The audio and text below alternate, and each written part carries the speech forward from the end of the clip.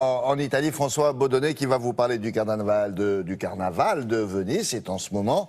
On sait aussi que pas mal de Français s'y rendent, costumés ou pas.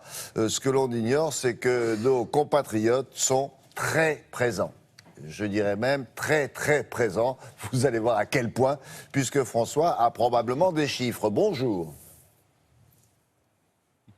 Oui, bonjour William. Alors effectivement, il y a un chiffre officiel de participation des Français au Carnaval de Venise et ce chiffre est de 39%.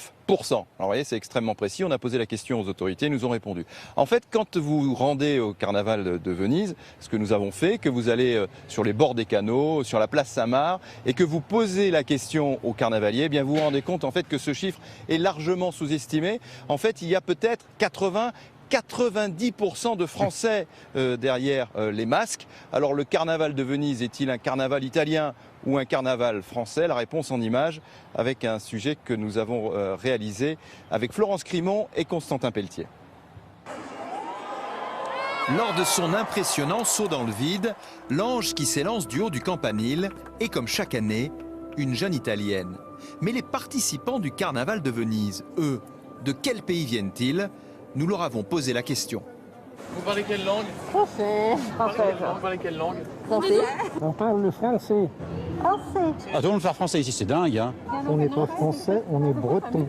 Bon d'accord, breton, mais quand même, la place Saint-Marc, que l'on croyait être l'une des plus belles d'Italie, ne serait donc qu'un petit bout de France, entièrement colonisé par nos compatriotes. Derrière les masques, au fil de nos rencontres, 9 carnavaliers sur 10 ont des accents bien de chez nous. Bordeaux. Paris. Gap. Pardon? Gap. La Voulte-sur-Rhône. Épinal. Remiremont dans les Vosges. Marseille. Madame, à droite? Non, c'est monsieur. Monsieur. Ok, erreur sur le genre. Sur la nationalité, en revanche, c'est absolument certain, les commerçants italiens le confirment. Il y a beaucoup de Français, c'est vrai. Et cette année encore plus que les autres. Et le Café Florian, le plus vieux de Venise, est d'ailleurs un véritable repère de Français. Les Français viennent chez nous de longue date. Ils adorent l'ambiance. Au carnaval, ils viennent chercher une parenthèse enchantée. On se sent jeune, belle, on va faire la fête, on va faire tout ça, quoi. Le carnaval de Venise est donc bien un carnaval de Français, oui, mais toujours formidablement bien accueilli par les Italiens. Et bisous avec tous. Ça alors, on leur a piqué leur carnaval, dis donc. Mais qu'est-ce qui explique cet engouement des Français pour ce carnaval-là?